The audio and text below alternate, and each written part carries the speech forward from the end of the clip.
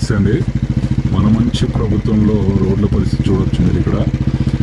ఇది ఏ మారుమూల గ్రామమో ట్రైబల్ ఏరియానో కూడా కాదండి. విజయవాడకి 4 కిలోమీటర్ల దూరంలో ఉన్న వణుకూరు గ్రామం అండి. వణుకూరు గ్రామం పెనమలూరు మండలం అండి ఇది. ఇక్కడ బోడే ప్రసాద్ గారు ఎమ్మెల్యేగా ఉన్నారు. మన ఎలక్షన్స్లో మీడియా ముందు వెక్కి ఏడ్చి సీట్ సంపాదించుకున్న బోడే ప్రసాద్ గారి నియోజకవర్గం ఇది.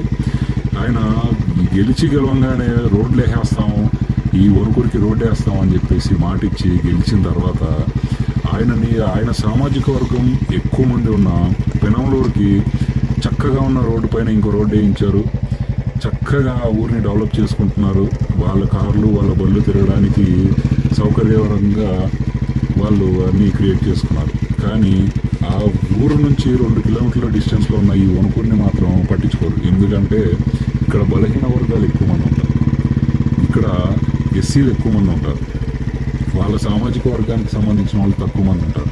ఈ ఊరు ఎప్పుడో మండలం అవ్వాల్సిన ఊరు, ఎప్పుడో మున్సిపాలిటీలో కలవాల్సిన ఊరు, కానీ దీన్ని పట్టించుకోరు. ఎందుకంటే బలహీన వర్గాలు పైకి వచ్చేస్తారని భయము, కంగారు.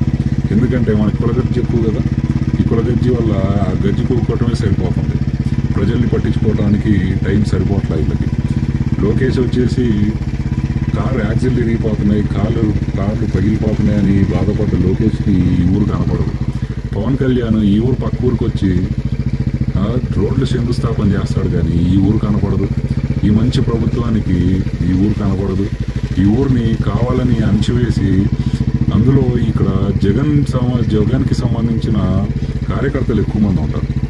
వాళ్ళ మీద పగ సాధించడానికి, కేవలం వాళ్ళ మీద పగ సాధించడానికే ఈ రోడ్డు అనేది వాళ్ళకి కనపడదు. చంద్రబాబు పెద్ద మనిషి చెప్పాడుగా, మనకి డైరెక్ట్గా ఇండైరెక్ట్గా వైసీపీకి ఎటువంటి పనులు చేయకూడదని.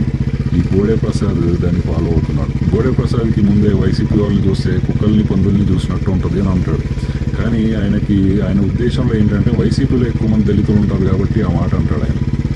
సో జనాలకి ఈ విషయం, ఈ ఊరు గురించి తెలియాలని ఈ వీడియో చేయడం జరుగుతుంది. ఈ వీడియోని కుదిరినంత వరకు వైరల్ చేయండి ఫ్రెండ్స్.